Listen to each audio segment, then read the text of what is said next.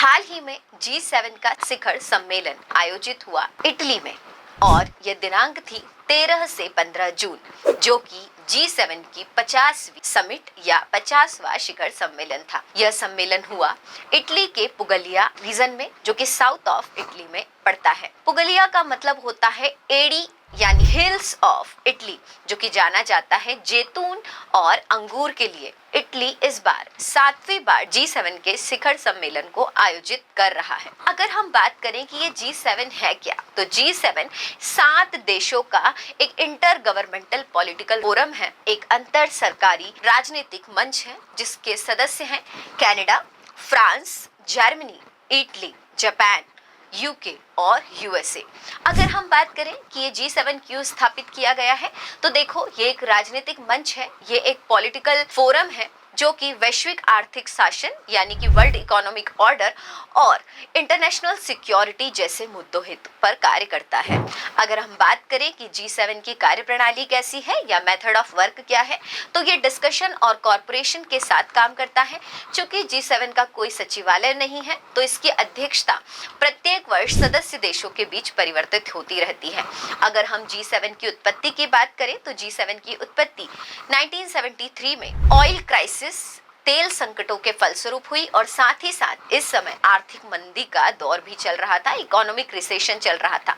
इन दोनों मुद्दों के चलते G7 को स्थापित किया गया और इसकी स्थापना के समय इसमें कुल सदस्य देश थे 5, जो कि थे USA, Britain, Germany, Japan and France.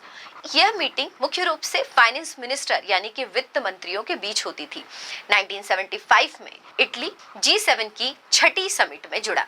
1976 में कनाडा G7 के 7वें देश के रूप में जुड़ा और 1998 में G7 में एक 8वां देश जुड़ा, जो कि था रशिया। तो ये बन गया था G8, परंतु G8 वापस से बना G7, और वो कैसे? क्योंकि 2014 में क्रीमिया से विवाद के बाद रशिया को इसकी सदस्यता से निष्कासित कर दिया और वापस से इसमें सदस्य संख्या हो गई G7 और अभी ये 7 सदस्यों का एक ग्रुप है।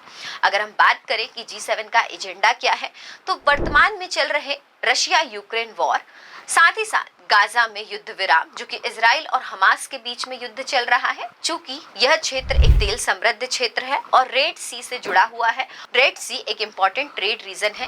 इंडो पैसिफिक रीजन यानी कि हिंद प्रशांत क्षेत्र में इकोनॉमिक अपॉर्चुनिटी और रीजनल सिक्योरिटी को बढ़ाना, आर्थिक अवसर और क्षेत्रीय सुरक्षा को बढ़ाना, साथ ही साथ अफ्रीका कॉन्टिनेंट में इंफ्रास्ट्रक्चरल डेवलपमेंट करना भी G7 का एक टॉपिक ऑफ डिस्कशन है। क्लाइमेट चेंज के अलावा मेतेई प्लान एक विदेश नीति है, जिसके अंतर्गत इटली को प्रमुख स्वच्छ व ऊर्जा लिंक के रूप में स्थापित करना व साथ ही साथ यूरोपीय संघ व अफ्रीका के बीच सामंजस्य स्थापित करना एक महत्वपूर्ण योजना है, ताकि अफ्रीका से होने वाले इलीगल माइग्रेशन को रोका जा सके।